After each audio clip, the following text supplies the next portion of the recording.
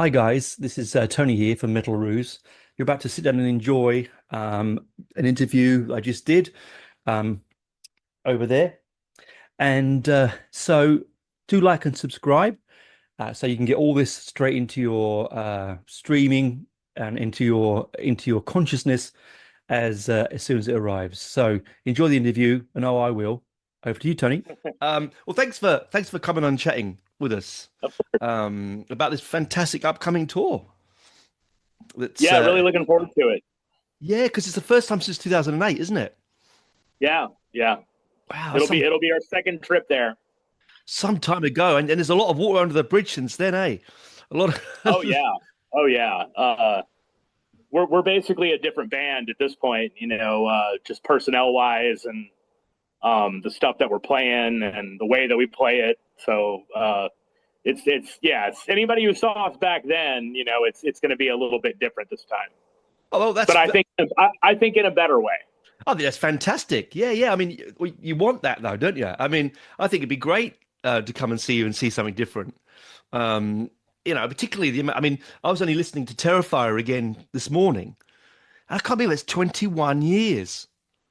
Yeah, yeah. It's mind It's blowing, crazy. right? It's Well, I mean, I was in my 20s when we did that record. You know what I mean? So, yeah, it feels like another life. But yeah, it's just weird. I mean, what grindcore band sticks around as long as we have anyway? You know what I mean? Other than Napalm Death, there's not that many of them. No, yeah, I mean it does chew you up and spit you out as a genre, doesn't it? I mean, very rarely do you have that longevity, like you said, along with Napalm Death. I mean, I that's how I first came across you with Terrifier. That was the first album that I remember putting on and going, "Whoa, this is something," because there was very few things back then as extreme as that, really, for I me. mean, that's what we were shooting for. You know, Mm. uh, I look at like I think maybe it was the guy in Devourment one time who said, it's like extreme music. It's like an arms race, between nations. It's like everybody's trying to come up with like the next most brutal thing. And it's like you want to be the band that does that. Do you know what? I've never thought of it that way, but that's a perfect analogy for it because it really is that, like, I was listening to something the other day, an Australian band, and I was like, my God, this is like the most extreme thing I've ever heard. And then I put back on Terrifier and went, no, no, it's not. No, Yeah. it's not. Well, No. I just remember, like, as a kid, when Slayer did Rain and Blood, Oh, yes. and it was like you heard that record for the first time, and like there had never been a metal record that had been recorded that way, and it was so extreme and so brutal that like it made everything else kind of feel kind of tame at that point, Oh, God, you yeah. know, and then I remember a few years later, like the first time I heard Cannibal Corpse, and you're just like, whoa, like this is like. So that's just the sort of thing that we always have aspired to is we just want to make the gnarliest thing we can make. Yeah, I love it. I'm as similar like you, but I went through from Venom. Venom was the band that did it to me. Like, Oh yeah. I was listening to Maiden and thinking that was the heaviest thing in the world. Walking past the church, going, "Oh, this is really bad. Should I be listening to this?" That sort of thing. And then mate giving me War with Satan, going mind blown. Yeah. I And I mean, was like, those early Venom records are so rough and rowdy, like just, Mate. yeah. I mean, you can't do that sort of thing on purpose. You know what I No, mean? It no. has, it has to just come naturally. Yeah, yeah. There's no fakery there. It's the same with your Exactly. with your band. You can't do that stuff by numbers. It's impossible to go make Terrifier or anything like that. Going, oh yeah, we need to make this sound make because we're trying to beat these guys over there. It just doesn't work because it comes Right. across fake, right? I mean, I was just re-listening to my favorite track on that, which is Carrion Fairy, and I was listening and going, geez, it's so doomy almost. There's almost a doom factor on this track. Like it's Yeah. so I mean, that's, textured. that's something that we've always been, we've been influenced by every type of extreme music and non-extreme music.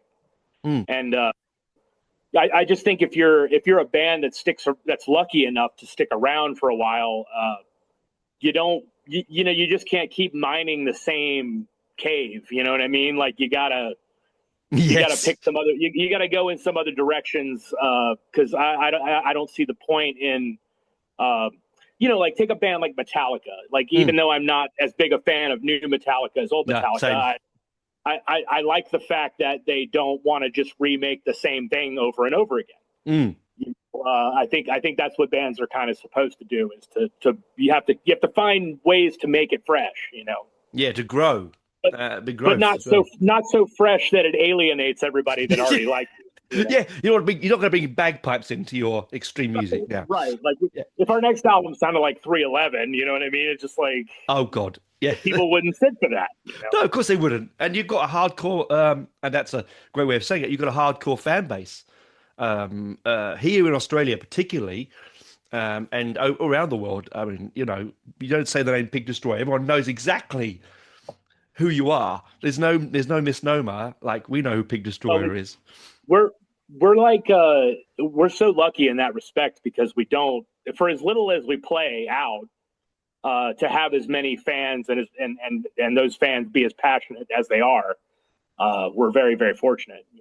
Yeah, I think because they come from like the hardcore and all that, all comes in. It's a lovely sort of melting pot of different fan bases for you, right? I mean, I've seen hardcore punks, with big Mohicans wearing Pig Destroyer shirts, right?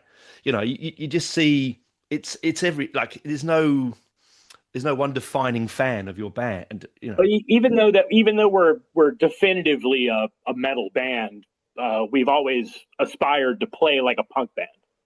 That's what I love about it. To bring the, especially live, like I don't, it's depressing to me sometimes when I go see a band that like the records are super extreme and then you go see them and they just kind of stand there and play, I've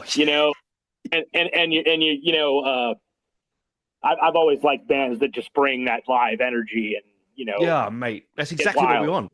Yeah, that's what we want. No, that's what we want. I don't want to see guys in blue jeans and white shirts standing around plonking away. I want energy. That's the whole point of a live show. I mean, it would be okay if I was going to see My Bloody Valentine and they're all staring at their shoelaces or something. But yeah, when I see metal bands, like I like metal bands that engage the audience and that feed off the energy of the audience. Yeah, and that's why I like this, like because you're playing in like you've got I think it's 1, 2, 3, 4, 5, 7 or 8 gigs in Australia, and then you've got a few in New Zealand, and they're good sized venues, so we can be right close to you, but still have still feel a big crowd, and I think that's what's going to make this tour really cool. Let me ask you a question. What's the standard in Australia? Do you guys have lots of security and no. Gates between the stage and the audience, or No, it depends on the venue. Like here in Canberra, where I are, you're basically playing the basement. It literally is a stage, a metal fence. There's no security. All right, because people react and behave usually very well. I can't speak for Melbourne and Sydney, but I very rarely see lots of big bouncers. They're not full of, there's not a lot of islanders that are standing around facing away from the band. Like, we like it when there's no barrier between the band and the audience, and we can bring the kids up on stage. They can stage dive. You can do all that. Yep. Yeah. See that's what we love. You know, and when we don't, that's one of the drawbacks of playing some of the bigger festivals that we played is sometimes you're 20 or 30 feet away from your audience. You know what I mean? And it's really, really hard to make that connection, I have to say that's exactly why. I mean, I love a festival. Don't get me wrong. I absolutely love a festival because I like to wander around, meet lots of people, chat with lots of people. I love all that. You get to spicy a bit of everything different coming in, but you don't get the closeness to the music that as an old punk, that's what I want, right? That's the trade-off, Yeah. And for a different kind of band, it doesn't really matter as much, I don't think. But like for a band like us, like we like to have the audience close, and we like to be able to, to communicate with them and and make it a thing, and when you have too much space, it's just difficult to, the advantage of playing like a big festival is that thousands of people who would never in a million years come see you get to see you. You know what I mean? And that's the part that I love about it. But there's always it's always a push and a pull. It is. I agree, but I always end up going for the smaller shows whenever I can because it's the. I mean, I'm an old man, but I want to be at the front and I want to be out. I want to Yeah, come yeah. away. I want to come away with the neck. Fuck my neck. You Pardon my you, you French. want to feel it. Yeah, of course I do, man. That's the whole point of it. You don't just want to observe it. You want to be a part of it. Yeah, You know. I don't understand the people that stand back with their arms crossed, just like I don't get it. I just don't get it. Like it seems alien to me. It's like sitting down at a gig. You do it now and again for big bands, but it's sort of like Yeah. it doesn't feel quite right, does it? You know, sitting there and just like No, I agree. I agree. So you're coming over, obviously, first time since 2008. I mean, the set list is going to be an interesting one for you to bring because so much that people are going to want to hear, and there's so much on each of your albums. I mean, let's be honest, you pack a lot into your albums. Like, there's a lot going on. Yeah, I mean, we have over 100 songs, Mm, so it's like politics. You're never going to make everybody happy. You know what I mean? mm. But I think that we've got a pretty good mix of stuff from our different albums, and at this point, not as much from the last record for whatever reason. We were playing a few songs off of Head Cage, but mostly the set that we've been drilling is heavy on like Terrifier and Prowler and Oh, Phantom Limb. yeah, brilliant. I mean, there is the stuff. I mean, I love the last album. I really did. But I mean, to get to see some stuff from Terrifier live will be a real thrill because you're touring with Wormrot as well, which is a big one because they haven't played for quite some time. So to get them to come with you is a great support act. Yeah, yeah, and they bring it. Oh, they bring So it. yeah. So it's one of those things where you got to be careful that they don't outshine you on a stage. You know what I mean? Like you got to bring your A game. You know. Yeah, because you've got that, and you've got some local support acts coming around with you as well in the country. Some really fascinating names I'd only just sort of heard of, across the board. But the fact that you and Wormrot are going to be playing in most capital like Perth, Sydney, Melbourne, Canberra, Adelaide, amazing. That we can get a band of your ilk here. It's really fantastic. Well, we've been trying to come back for a long time, and we just like I think I described it to another guy as like we kind of function in dog years. Yeah. What 1 year of another band is like 5 years of us. You know what I mean? It takes us just I don't know where all the time goes. You know what I mean? But yeah, It floods away. Even just us trying to get a new record out, like it just seems so much more difficult than other bands make it look. Yeah. Well, I mean, I can't imagine that recording the kind of music you make is that easy to record either. I mean, it's a lot. It's quite dense. Well, for me, recording is very difficult, but the reason it's difficult for me is because you're doing the thing that you're doing all the time, and then all of a sudden they want to make you do it in a different way. Oh, yes.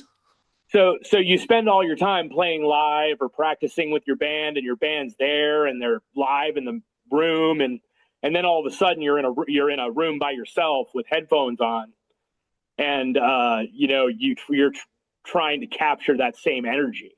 I was going to say, yeah. It's just as a vocalist, I don't know how it is for other types of instruments because I don't play any other instruments, but as a vocalist, it's extremely hard to get in the same headspace, and that's one of the reasons why I liked our live record as much as I did, because I felt like it was the best expression of what I think we actually sound like, as opposed to a studio version of us, Yeah, representation of you. I've never thought about that, but it's so correct. A blues singer singing blues in a room doesn't make much. I can't imagine much difference. But going there and doing the kind of vocal thing that you do, it's like I read once that Kronos brought a chainsaw into the studio just to make noise so he could get into the moment and the feel when he's cutting through the walls. And Actually, that's a pretty genius idea, actually, from Kronos. yeah. Uh, uh, it's like, when I think about playing live, it's like I can feel Adam hitting the bass drum, and it's a physical thing. It hits you in the chest. You know what I mean? And like, and just the volume of the cabinets and everything, like that's what allows you to get that adrenaline rush, and then obviously the audience as well. The audience is a big part of creating that adrenaline rush and being able to project your voice in the truest way. You know what I mean? And then you go into this very surgical kind of sterile environment. Yeah. Like it's and I can't really think of any other way to make it not sterile. I heard that Brian Johnson from AC/DC, I heard that when he records vocals in the studio, he has like monitors like you would have on stage. Oh, you know what I mean? And so he literally is kind of doing it like he really does it. And I kind of like to try something like that, but then Scott would be like, you can't have monitors like firing up in your face while you're trying to do. Yes, you can. Like, you're the singer. Do what you want. I don't know. It's just studios are a whole nother. It's a whole nother thing. I never, because of the extreme genres that you play in. I don't. It's funny. I never really thought about that. How that you translate that energy into the studio. I just assumed you turn up, you right, and off you go, right? And you don't think about how much emotion that you need to get into to get that vocal representation. I mean, I've over the years I've gotten better at I think being able to approximate it, but as far as capturing that same vibe, you can only do that with 5 guys in a room. You know what I mean? Absolutely, yeah. That's one of the reasons that I loved Steve Albini so much, is that he made a recording sound like a band in a room. You know what I mean? And that's the highest compliment that I can give a producer, is especially with a rock band, is to just get that live, you're just standing there in the room with them listening sort of sound. Oh, and you know what? We miss that as listeners. I mean, we do. You hear it. Yeah. You can tell the difference. Yeah, especially nowadays, everything's all Pro Tooled out, and you can replace everything you want to replace, and and sure, it sounds fine. I listen to plenty of records that are produced that way, but when you hear something that's that sounds real and true, especially in death metal or grindcore, it really sticks out to you. That natural band in a room sound.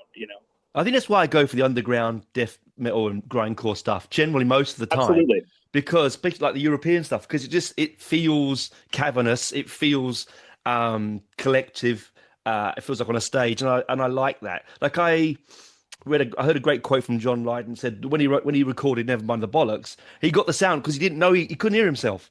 So he goes, I didn't know I sounded that bad. His quotes. I mean, and I think, what a fantastic, he didn't know. He just went in there and belted it out. Yeah, absolutely. Yeah. I actually heard when the Kingsmen recorded Louie Louie, the way that, it was an older, studio, and the mic was hanging down from the ceiling. Oh, one of those ones. Yes. And the singer, unfortunately, I think was kind of a shorter guy, and he couldn't reach the microphone. So he was kind of screaming straight up in the air. You know what I mean? And just screaming at the mic. And that kind of gives it that sort of wild sound that song has, Oh, I love it. Those are the kind of things you can't fake, No, you can't. And that's why I love chatting to musicians, because I love those inside little, things they did, like Pink Floyd stretching the tape with a tape handle to get the echo in the 70s because they didn't have an echo good enough. This sort of stuff that we've lost with Pro Tools and with the digitization, click tracks and quantization and all that. I think we've sort of lost that rock and roll. You know what I mean? Well, I think that everything else in life, stuff moves in cycles. You know what I mean? And I think that for a long time, people couldn't resist the convenience of digital recording. But, you know, then you start to hear like the stuff that we're talking about, and people reconsider like what it is to like, instead of using a digital amp on a app, you know what I mean? Like you have a real amp in a room, and you're moving microphones around, and you're doing different things to get like the real movement of air. Yeah. You know what I mean? Which instead of just like the approximation of that thing. Yeah, like, is it a greenback? Is it a blackback? Is it, you know, these speakers do this, do that, these different, you know, is it a ribbon mic? Is it all this stuff that the art of studio, which is something that only very few producers, like you said, you've worked with, who could actually do it. There are very few names that I can think of. I find that the best examples of it are usually by people who don't know what they're doing.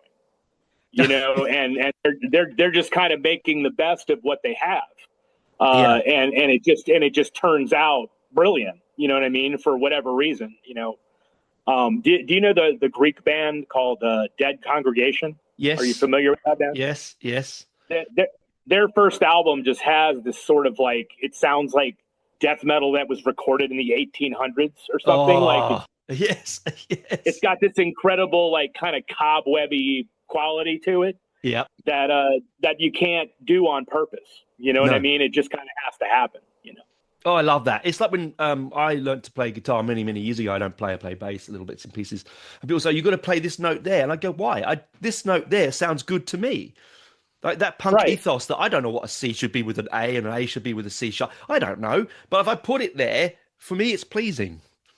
And I'm going to just play that, whether it breaks the rules or it doesn't, right? And I think that's where you're coming from in that aspect. You just do what feels right and sounds good to you.